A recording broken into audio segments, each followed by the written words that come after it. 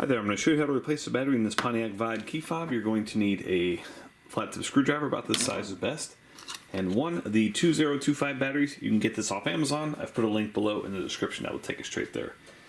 First thing you want to do is open this case right here, pry that apart.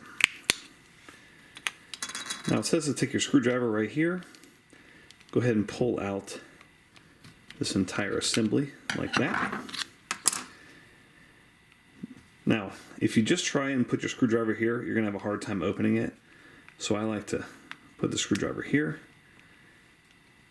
kind of pry that out like that until you hear that click.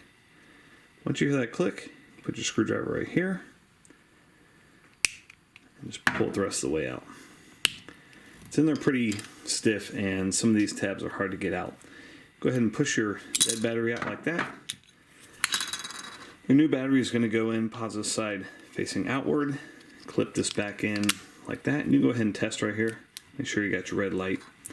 Now when you put this back in, you want to put this corner in first and then clip it back like this.